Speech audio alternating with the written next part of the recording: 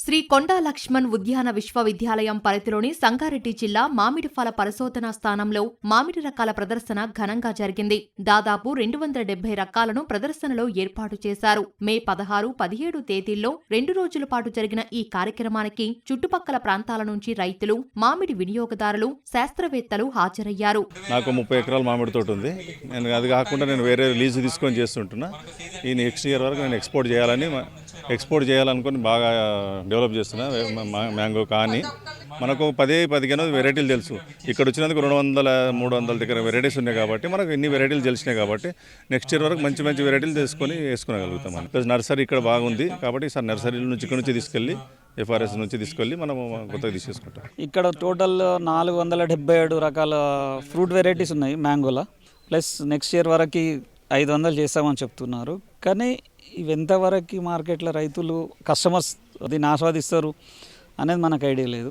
మా దగ్గర వచ్చేసి మేజర్గా ఒక 5-6 వెరైటీలు ఉన్నాయి.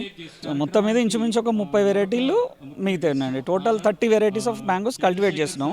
నార్మల్ ఆల్ వెరైటీస్ వచ్చేసి 2 చెట్లు 3 చెట్లు నుంచి 5 చెట్ల వరకు పెట్టాం మ్యాక్సిమం.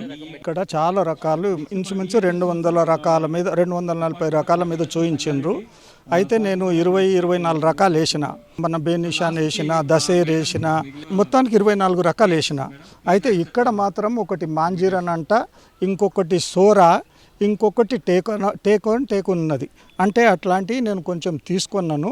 ఇప్పుడు అట్లాంటివి కూడా చెట్లు దొరుకుతాయని ఇక్కడ మన సైంటిస్ట్ సార్ చెప్పిండ్రు. అయితే ఆ మొక్కలు కూడా 60 రూపాయలకు ఒకటి అంట. 1 year 1.5 year ఉన్నాయని అంటున్నాడు. ఆ మొక్కలు కూడా కొనాలని నేను అనుకుంటున్నాను. ఫల పరిశోధనా స్థానం నుంచి రైతులకు ఎప్పటికప్పుడు సాగు సూచనలు అందించడమే కాకుండా నాణ్యమైన అంటు మొక్కలను సైతం అందిస్తున్నారు. ఇప్పటి వరకు పరిశోధనా స్థానం నుంచి 480 మామిడి రకాలు అందుబాటులోకి వచ్చినట్లు అధికారులు వివరిస్తున్నారు. ఫ్రూట్ రీసెర్చ్ స్టేషన్ సంగారెడ్డిలో మ్యాంగో మేళా నిర్వహించడం జరిగింది. IHR బెంగళూరు నుంచి ప్రోగ్రామ్ కోఆర్డినేటర్ అయిన ప్రకాష్ పాటిల్ గారు అండ్ అట్లా ఇతరత్ర పెద్దలందరూ కూడా ఇక్కడ రావడం జరిగింది. ముఖ్యంగా ఇక్కడ ఉన్నటువంటి ఉద్యాన పంటలు అయినటువంటి మనకి తెలుసు ఫలంక రాజా ఆమని మనం జనంగా వింటూ ఉంటాము. సో అట్లాంటి మధురమైనటువంటి మామిడి పంటలని ఇక్కడ ఒక డిస్ప్లేలా చేయడం అనేది చాలా గొప్ప విషయం. ఎవ్రీ ఇయర్ మనం చేస్తూ ఉంటాము. సో సుమారుగా ఈ ఫ్రూట్ రీసెర్చ్ స్టేషన్ అనేది ఆల్మోస్ట్ 1958 నుంచి ఎస్టాబ్లిష్ అయినటువంటి రీసెర్చ్ స్టేషన్. 480 రకాలైనటువంటి మామిడి పండ్లు రకాలు ఇక్కడ మనకి పండించడం జరుగుతుంది. సో వీటన్నిటినీ కూడా ఇక్కడ ఈరోజు ఫల ప్రదర్శనలో ఉంచడం జరిగింది. మామిడిలో చాలా జన్యు రకాలు అనేవి ఉన్నాయి, 1000 రకాలు ఉన్నాయి.